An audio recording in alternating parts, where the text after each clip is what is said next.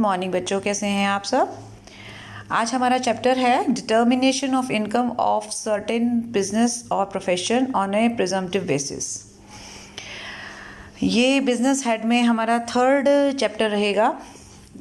Main जो chapter है उसमें नॉर्मल बिजनेस या प्रोफेशन की हम बात करते हैं, और एक चैप्टर में हम डेप्रिसिएशन के बारे में बात करेंगे। लेकिन ये जो थर्ड चैप्टर है इसमें हम उन बिजनेस या प्रोफेशंस की बात करेंगे जिनकी इनकम का अनुमान, जिनकी इनकम को हम एक पर्टिकुलर बेसिस पर, जो कि एक प्री डिसाइडेड सिस्टम होता है, उसके आधार पर हम उसकी इनकम को कैलकुलेट करेंगे। राइट। आप नॉर्मल बिजनेस या प्रोफेशन की इनकम को कैसे कैलकुलेट करते हैं? एक सिंपल सा फंडा है कि जितने भी आपकी रिसीप्ट्स आई, मान लीजिए आप कपड़े के व्यापार में लगे हुए हैं, तो कपड़ा बेचने से आपके पास जितनी भी रिसीप्ट्स आई हैं उसमें से आप उससे रिलेटेड एक्सपेंसेस को जब आप माइनस कर देंगे तो जो भी बचेगा वो आपकी बिजनेस इनकम कहलाएगी। लेकिन नॉर्मल बिजनेस के अलावा भी कुछ बिजनेस ऐसे होते हैं जिनका आधार, जिनकी इनकम को जज करने का आधार जो है वो अलग होता है। ठीक है, तो आज हम उसकी बात करेंगे। इस चैप्टर में आपको 3 तरह की इनकम के बारे में बताया जाएगा जो प्रिजम्पटिव बेसिस पर निकाली जाएगी। राइट। सबसे पहले इनकम है determination of profits and gains of eligible business. Section ध्यान रखिएगा, क्योंकि कई बार क्या होता है कि अगर कुछ इस तरीके के क्वेश्चंस हैं या मतलब सिर्फ सेक्शन को उन्होंने मेंशन कर दिया, तो आपको पता होना चाहिए कि इस सेक्शन के अंदर इनकम हमारी कौन सी आ रही थी। 44 AD है, तो इसमें ये वाला आपका टॉपिक आएगा। एलिजिबल बिजनेस से जो आपका प्रॉफिट या गेन होता है वो हम कैसे निकालेंगे, 44 AD। राइट। तो उसके लिए मुझे पहले ये देखना पड़ेगा कि एलिजिबल बिजनेस का मतलब क्या है। यहाँ आ जाएंगे। सबसे पहले हम एलिजिबल असेसी किसे कहेंगे और एलिजिबल बिजनेस किसे कहेंगे। एलिजिबल बिजनेस की हम बात करते हैं। एलिजिबल बिजनेस का मतलब होता है ऐसा बिजनेस मतलब एक तो 44 AE में नहीं आता। अब आप कहेंगे 44 AE क्या चीज़ है। मैंने आपको स्टार्टिंग में बोला इस चैप्टर में हम 3 तरह की इनकम के बारे में पढ़ेंगे। एक इनकम तो यही होगी हमारी 44 AD, एक इनकम हो जाएगी 44 AE जो इससे ही एकदम नेक्स्ट सेक्शन आएगा। तो वो वाली इनकम इसमें इंक्लूड नहीं करनी, मतलब वो अलग टाइप की इनकम है। तो एलिजिबल बिजनेस का मतलब होता है वो बिजनेस जो इस सेक्शन के अंतर्गत ना आ रहा हो, नंबर 1। नंबर 2, जिस बिजनेस का टोटल टर्नओवर मतलब टोटल सेल या ग्रॉस रिसीप्ट्स, देखिए रिसीप्ट वर्ड हम इस्तेमाल करते हैं प्रोफेशन के केस में और टर्नओवर इस्तेमाल करते हैं बिजनेस के केस में, और हेड हमारा बिजनेस और प्रोफेशन का सेम ही है। तो या तो आपका टर्नओवर आ रहा होगा या आपका रिसीप्ट्स आ रहा होगा, तो उससे कोई फ़र्क नहीं पड़ता। अगर टोटल सेल या टोटल रिसीप्ट्स जो है हमारी, मैं वर्ड यूज़ कर रही हूँ ग्रॉस वर्ड वैसे इस्तेमाल करना आप लोग भी। ग्रॉस रिसीप्ट्स जो है आपकी करंट, जो आपका प्रीवियस ईयर रहेगा उसमें 2 करोड़ से ज़्यादा नहीं होनी चाहिए। फिर से बता रही हूँ, बिजनेस इस जो आपका सेक्शन है ना उसके अंतर्गत कौन सा बिजनेस आएगा। एक बिजनेस वो जो 44 AE में नहीं आ रहा हमारा, वापस आ जाए इसी बात पे, 44 AE में नहीं आ रहा, और दूसरा उसकी जो सेल है या उसकी रिसीप्ट्स हैं वो 2 करोड़ से फालतू नहीं है, यानी कि नीचे हैं, does not exceed 2 crore. Right. ये तो हो गया एलिजिबल बिजनेस का सीन। अब एलिजिबल एसएससी का मतलब क्या होता है, यानी कि ये सेक्शन किस किस पे लागू होता है। एक तो एक इंडिविजुअल पर, HUF पर और पार्टनरशिप फर्म पर। ध्यान रखना 3 तरह के लोग हैं, 3 तरह के पर्सन हैं, इंडिविजुअल, HUF और पार्टनरशिप फर्म। ठीक है, लेकिन रेजिडेंट भी होने चाहिए। यहाँ पर रेजिडेंट का मतलब ऑर्डिनरी रेजिडेंट से है। लेकिन ये जो अभी फर्म मैंने लिया ना, फर्म में कई बार एक पॉइंट आता है limited liability partnership firm. Normally जो हम फर्म की बात करते हैं उसकी लायबिलिटी, यानी उसके अंदर पार्टनर्स की जो लायबिलिटी होती है वो अनलिमिटेड होती है। राइट। लेकिन कई बार आप देखेंगे कि फर्म की लायबिलिटी किसी पर्टिकुलर केस में लिमिटेड भी मिलेगी आपको, उसे बोलेंगे limited liability partnership firm. Right. तो इस केस में हम इंडिविजुअल ले रहे हैं, HUF ले रहे हैं और पार्टनरशिप फर्म ले रहे हैं जो कि रेजिडेंट होने चाहिए, लेकिन limited liability partnership firm firm नहीं होनी चाहिए, ध्यान रखिएगा, ठीक है। यानी ऐसी फर्म होनी चाहिए जिसमें पार्टनर्स की लायबिलिटी अनलिमिटेड हो, राइट। दूसरी बात कह रहा है एलिजिबल असेसी के लिए कि उसने ये डिडक्शन क्लेम ना की हो, मतलब उसको ये डिडक्शन नहीं मिलनी चाहिए। कौन कौन सी डिडक्शन है? 10AA, ये आप जब एक तो 10AA का पॉइंट आएगा आपका एग्जेम्प्टेड इनकम के चैप्टर में, आप एग्जेम्प्टेड इनकम पढ़ चुके हैं। और दूसरा ये 80IA, AB, IB, इस तरीके से जितनी भी डिडक्शन है ना, ये जा रही हैं हमारी RRB तक। अब ये डिडक्शन कौन सी है, इसके लिए हम डिडक्शन का चैप्टर जब करेंगे या आप अगर कर चुके हैं तो उसमें आप देखेंगे कि 80IA से 80RRB तक की डिडक्शन हमें डिडक्शन के चैप्टर्स में मिलेंगी। यानी कि ये सारी डिडक्शन जितनी भी यहाँ लिखी हुई हैं वो डिडक्शन इस पर्सन को नहीं मिलेंगी अगर ये कहता है कि मेरा जो इनकम का डिटर्मिनेशन आप इस सेक्शन के अंतर्गत करो। यानी कहने का मतलब है, आपको फिर से समझा देती हूँ कि इस सेक्शन में आने के लिए आपको कुछ कंडीशन फॉलो करने पड़ेंगी। इस सेक्शन के अंतर्गत अपने बिजनेस की इनकम को डिटरमाइन करने के लिए, मतलब कि डिसाइड करने के लिए कि कितनी इनकम होगी उस पर टैक्स लगाया जाए, तो उसके लिए सबसे पहले हमें इनकम का कैलकुलेशन करना पड़ता है ना। तो इनकम का कैलकुलेशन आप नॉर्मल तरीके से भी कर सकते हो, जो कि इससे पहले वाला चैप्टर आप देखेंगे, और इस तरीके से भी कर सकते हो, अंडर सेक्शन 44AD में भी कर सकते हो। लेकिन अगर आप अंडर सेक्शन 44AD के अंदर अगर अपनी इनकम को जनरेट करवाना चाहते हो या डिटरमाइन करवाना चाहते हो, उसके लिए ज़रूरी है कि आप या तो इंडिविजुअल हो, HUF हो या पार्टनरशिप फर्म हो, लेकिन लिमिटेड लायबिलिटी पार्टनरशिप फर्म ना हो। दूसरा, आपने ये डिडक्शन ना ली हो, ठीक है, समझ में आई बात। और आपका बिजनेस में सेल जो है 2 करोड़ से नीचे ही हो, ऊपर ना हो। और तीसरा, आपका बिजनेस 44AE वाला ना हो। ये बातें समझ में आ रही है ना धीरे धीरे। तो ये चीज़ें अगर आपके साथ होंगी तब जाकर आप इस सेक्शन के लिए क्वालिफाई कर पाओगे। यहाँ क्वालिफाई करने के लिए कंडीशन को फॉलो करना ज़रूरी है। अभी मैं सबसे पहले ऊपर आ रही हूँ, जो कि मैंने ये वाला पोर्शन छोड़ा था कि आपको जो असेसी या ये वाला जो असेसी है या ये जो बिज़नेस है, इसकी इनकम को अब हम निकाल लेंगे कैसे। इसकी इनकम को मैं और बता देती हूँ कैसे निकालेंगे। देखिए 2 रेट हैं, 6% है और 8% है। There are 2 rates, 6% and 8%, right.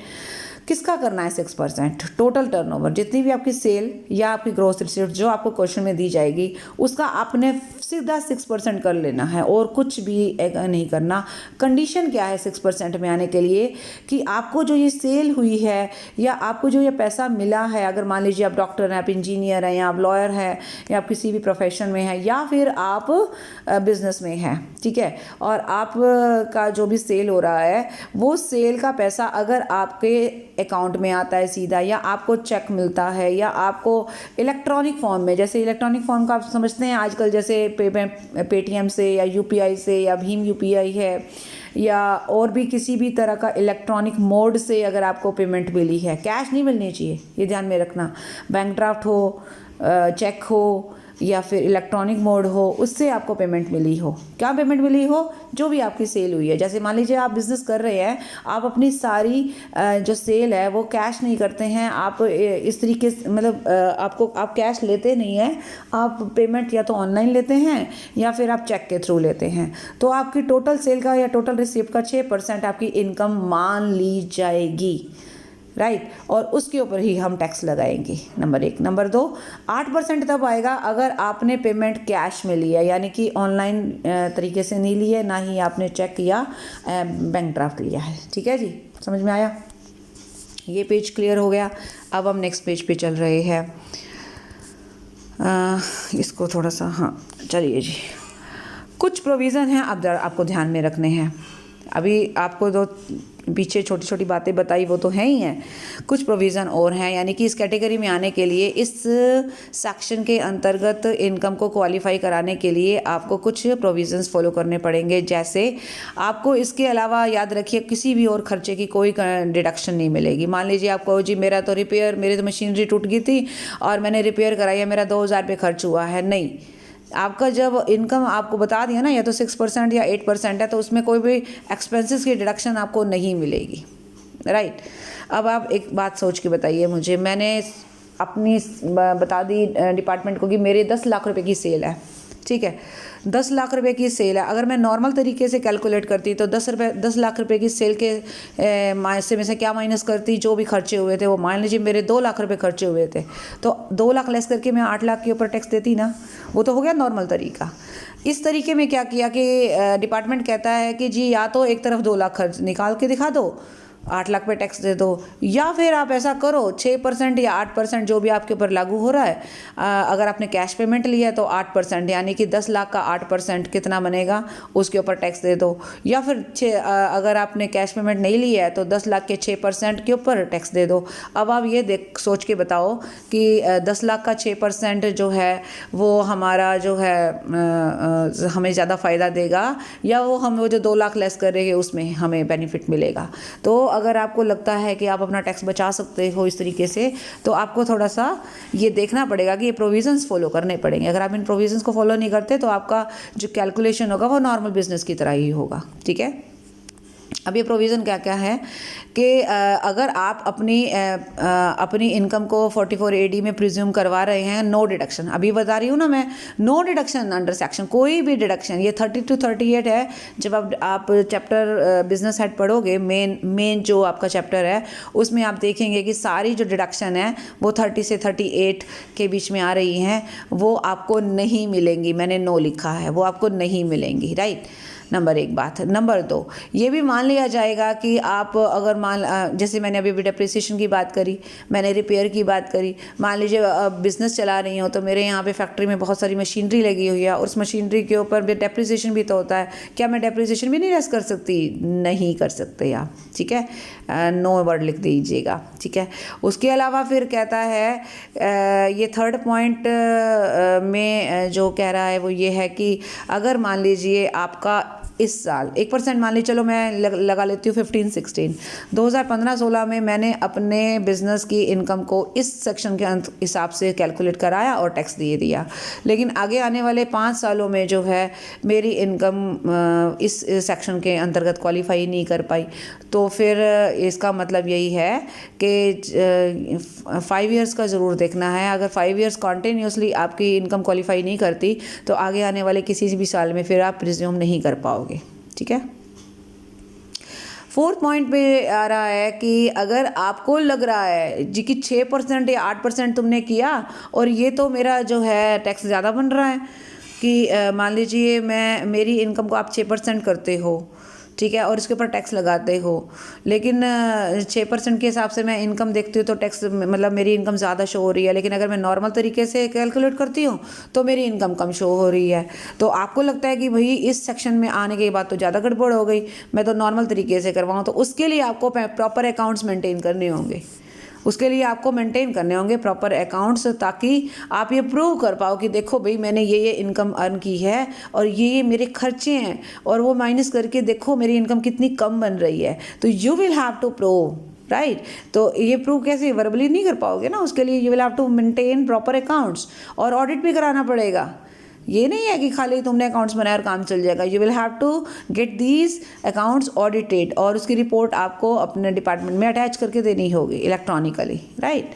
ऐसा तभी करोगे अगर आपको लगता है कि इस सेक्शन में आने से आपको टैक्स ज़्यादा देना पड़ रहा है, ठीक है। फिर वो कहता है कि ये वाला जो सेक्शन है ना 44AD वाला, ये कुछ इन लोगों पे भी अप्लाई नहीं होता। कौन से वाले पे?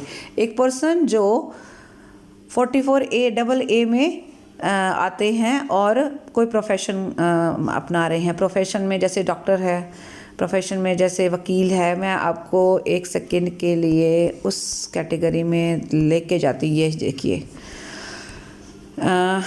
देखिए आपके उस चैप्टर में मैं एक पेज पे लेके गई हूँ कि बिज़नेस जो है हमारा, एक तो स्पेसिफाइड बिज़नेस होता है, प्रोफेशन होता है, एक नॉन स्पेसिफाइड प्रोफेशन या बिज़नेस होता है, और एक होता है बिज़नेस अंडर सेक्शन 44AD। वही 44AD अभी आएगा और 44AE वो भी अभी हम पढ़ेंगे, ठीक है। स्पेसिफिक प्रोफेशन कहता है कि ये वाला जो पॉइंट नंबर 1 है ना आपका पूरा, legal, medical, engineering, architectural and accountancy, technical consultancy, और जो है 1 सेकेंड, ये क्यों आ रहा है, हाँ जी। तो अभी मैं आपको लेके गई थी, यहाँ पे हम लोग बात कर रहे थे ना कि आपके ऊपर ये चीज़ लागू नहीं होती। क्या क्या चीज़ लागू नहीं होती? एक तो आपके ऊपर ये वाला सेक्शन किस पर लागू नहीं होता? 44AA में जो प्रोफेशंस आ रहे हैं उस पर लागू नहीं होता। 44A है ये वाला, ये 44A दिख रहा है आपको यहाँ पे, छोटा सा ये रहा, ठीक है। इसके अंदर जो जो प्रोफेशन आ रहे हैं दिख रहे हैं आपको। इस प्रोफेशन में जितने भी ये प्रोफेशन आ रहे हैं ना, ये वाला सेक्शन इन पे लागू नहीं होता, क्योंकि इसका सेक्शन ही अलग बना दिया है 44AD। ये थोड़ा सा आपको लगेगा टिपिकल, लेकिन एक दो बार करने के बाद आपको समझ में आ जाएगी और आपको आसान लगने लगेगा, ठीक है। दूसरा, ये उन लोगों पर भी लागू नहीं होगा जो कमीशन बेसिस पर काम करते हैं, जो जैसे कमीशन एजेंट नहीं होते हैं, LIC के कमीशन एजेंट हैं या कोई सिक्योरिटी वगैरह बेच रहे हैं उसके कमीशन एजेंट हैं, उन पर भी लागू नहीं होता। और दूसरा, ये एजेंसी के बिज़नेस पे भी लागू नहीं होता। जो एजेंट्स लोग होते हैं, किसी चीज़ की एजेंसी ले ली है उन्होंने और उसके ऊपर कमीशन मिला, ऑब्वियसली है थोड़ा सा कमीशन का ही सीन, तो एजेंसी के बिज़नेस पे भी नहीं लागू होगा, कमीशन वाले पे भी नहीं लागू होगा और प्रोफेशंस पे भी लागू नहीं होगा, वो प्रोफेशन जो आपने उस लिस्ट में देखे, ठीक है। इसके अलावा फिर कह रहा है कि सेक्शन 28 से 40C ये भी एप्लीकेबल नहीं होंगे, ये भी एप्लीकेबल नहीं होंगी। अगर आप इस सेक्शन में प्रिजम्पटिव बेसिस पर अपनी इनकम देख रहे हो ना, तो आपको ना तो 30 से, देखिए कहाँ गया हमारा, हाँ, ना तो 30 से 38 और ना ही 28 से 43C की आपको डिडक्शन अलाउड होंगी, ठीक है।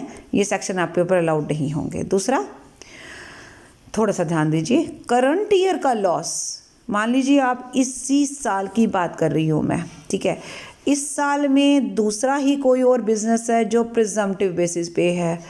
मान लीजिए आपके पास दो बिजनेस हैं अलग अलग, दोनों का अलग अलग कैलकुलेशन करोगे प्रिजम्पटिव बेसिस पे, एक में आ गया लॉस और एक में आ गया प्रॉफिट, तो आप प्रॉफिट वाले बिजनेस से लॉस वाले बिजनेस को सेट ऑफ कर सकते हो, ध्यान रखिएगा, ठीक है। यानी करंट ईयर लॉस, किसी भी बिजनेस का जो करंट ईयर लॉस है और ब्रॉड फॉरवर्ड लॉस है, मान लीजिए पिछले किसी साल का भी कोई लॉस आ रहा है, तो वो आप सेट कर सकते हो, वो एडजस्ट कर सकते हो प्रिजम्पटिव बिजनेस में से, प्रिजम्पटिव इनकम में से। ये आप सेट ऑफ का चैप्टर पढ़ चुके हैं तो उसमें ये बातें क्लियर हो चुकी हैं, ठीक। तीसरा कह रहा है कि एक चैप्टर है हमारा डिडक्शन का, जिसमें सेक्शन 80C से और पता नहीं आगे तक डिडक्शन है, 80C से 80GGC, ठीक है, 80TTA, TTB, 80U, ये आपको डिडक्शन मिल जाएंगी। अभी मैं आपको वापस इस पेज पे लेके चलती हूँ, एक सेकेंड, राइट। अभी हम थोड़ी देर पहले कह रहे थे ना कि एक तो एलिजिबल बिजनेस वो होगा जिस पर 44AE नहीं आएगा, जिसकी रिसिप्ट्स 2 करोड़ से कम होंगी, और यहाँ पे पॉइंट नंबर 2 में आना जो ये डिडक्शन क्लेम नहीं करेगा। इसमें देखो ये ATI, JJLA, क्योंकि अभी RRB तक ये डिडक्शन इसको नहीं मिलेंगी, ठीक है, लेकिन ये वाली मिलेंगी, ये ध्यान में रखना। एक तो 80C मिलेगी, 80GGC भी मिलेगी, इसके बीच में जो डिडक्शन आएंगे वो भी मिलेंगी, 80TTA भी मिलेगी, B भी मिलेगी, U भी मिलेगी। इसके लिए आपको जो है डिडक्शन के चैप्टर को अच्छे से देखना होगा, और ये डिडक्शन की जो बात कर रहा है ना वो ध्यान में रखनी होगी। नंबर 1 आगे, नंबर 4, फर्म के केस में, फर्म मतलब पार्टनरशिप फर्म की बात करते हैं, जिसमें पार्टनर्स होते हैं। वो पार्टनर्स जो है अपनी कैपिटल पर एक इंटरेस्ट भी तो लेते हैं, कई बार लेते हैं ना, और कभी कभी हम वर्किंग पार्टनर को सैलरी भी देते हैं। क्या ये 2 खर्चे हम लेस कर सकते हैं? आर नॉट डिडक्टिबल, लिखा हुआ है, नो, नॉट डिडक्टिबल, ठीक। चलिए, यहाँ तक बात क्लियर हो गई। इसको हम एक बार फिर से रिवाइज करते हैं। आपका ये जो इनकम है ये कौन सी है? एलिजिबल बिजनेस की इनकम है, सेक्शन 44AD है। एलिजिबल बिजनेस का मतलब होता है ऐसा बिजनेस जिसकी टर्नओवर या ग्रॉस रिसिप्ट 2 करोड़ से कम हो, और दूसरा जो 44AE में ना आता हो, ठीक है।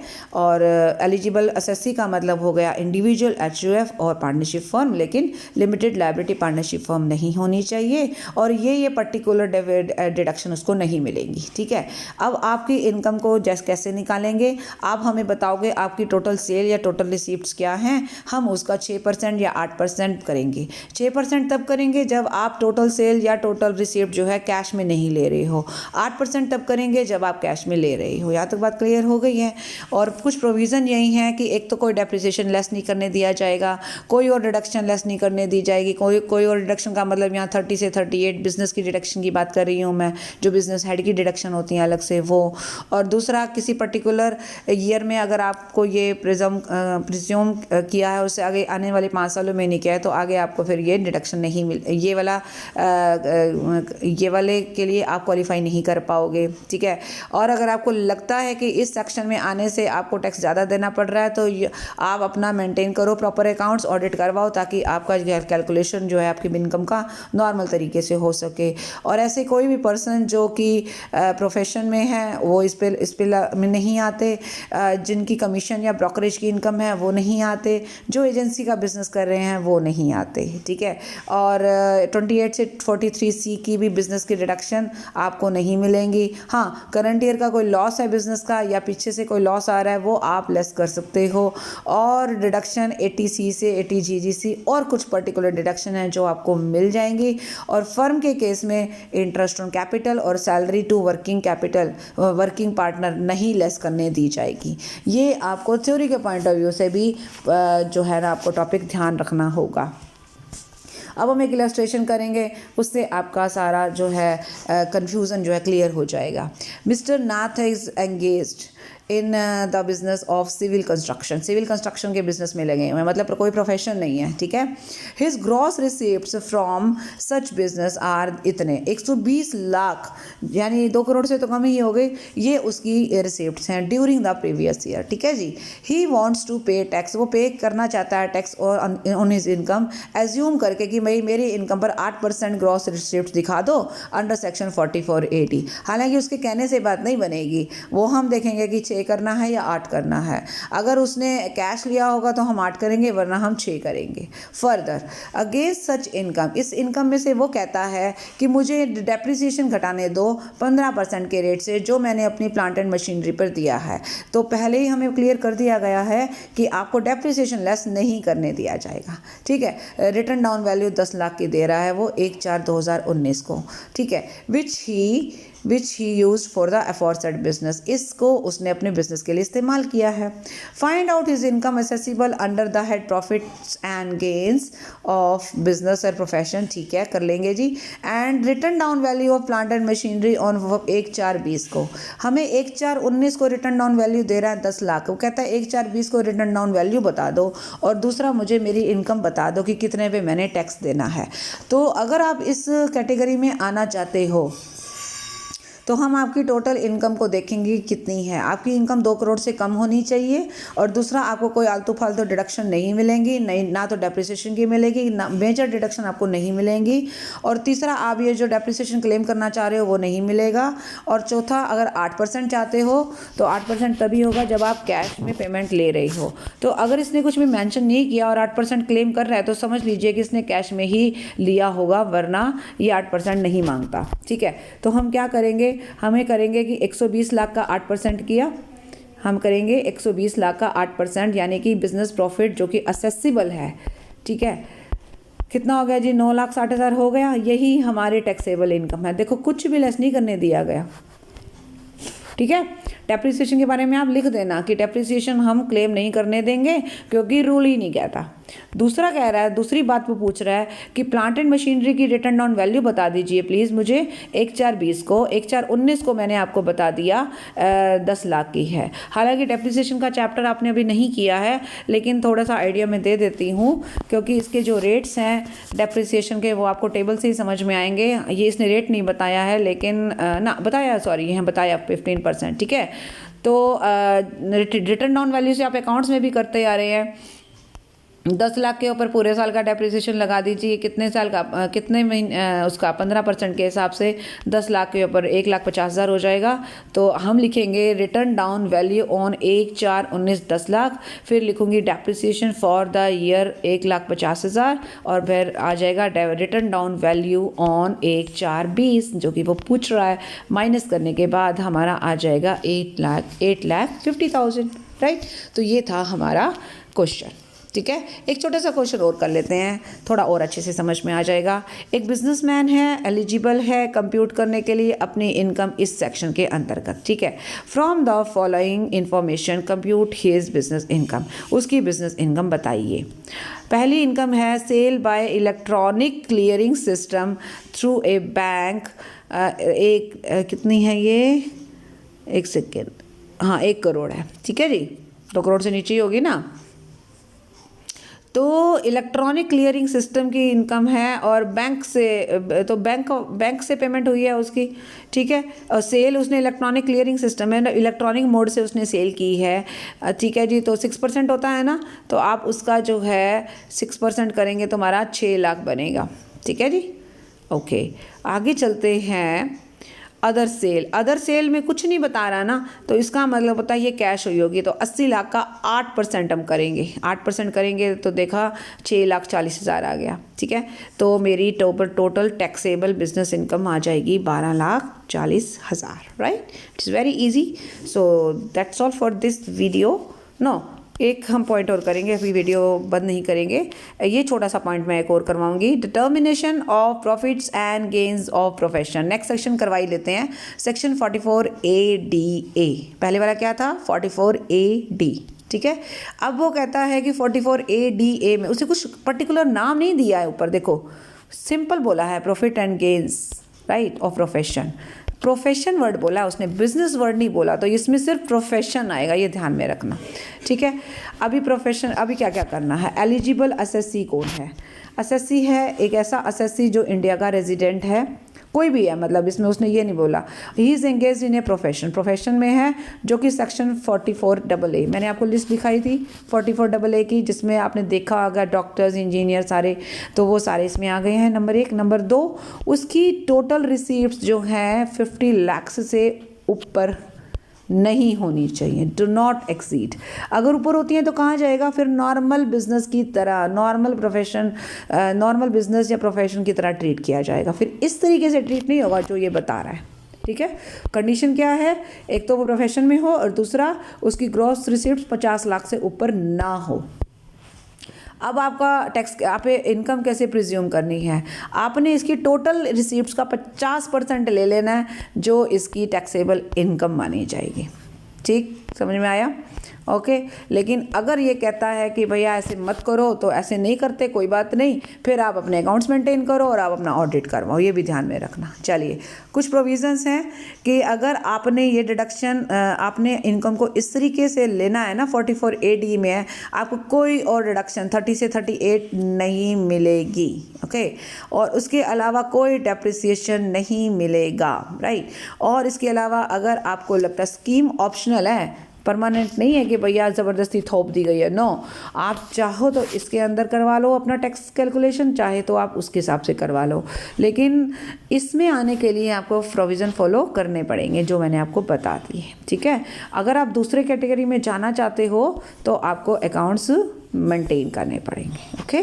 ये था आपका सेकंड पॉइंट। इसका कोई अभी फ़िलहाल कोई क्वेश्चन नहीं है हमारे पास, लेकिन बहुत इजी है। और मैं आपको वापस एक बार उस पेज पे लेके चलूँ। आपने ये देखा important notes regarding presumptive incomes under section 44A-D, ये तो हमने कर लिया था ना, लेकिन 44A-D-A भी है ना, ना ना ना, सॉरी AE है, ये तो ADA नहीं है। एक सेकेंड में आपको दिखा देती हूँ, शायद नहीं, सॉरी 44A-D नहीं है, 44AE पर लागू होती है। तो हम जब वो वाला क्वेश्चन करेंगे ना, ये वाला इलस्ट्रेशन करेंगे, ये वाला सेक्शन करेंगे, तो हम एक बारी बैक करके उस पेज पे भी जाएंगे, राइट। तो ध्यान में रखिएगा आप इसको, प्रोफेशन पे लागू होगी, 50% आप प्रिज्यूम करेंगे, कोई डेप्रिसिएशन की डिडक्शन नहीं, कोई 30 से 38 तक की कोई डिडक्शन आपको बिजनेस साइड की नहीं मिलेगी, okay. So that's all for this video. Next video में हम फिर बाकी की इनकम्स को सर्च करेंगे।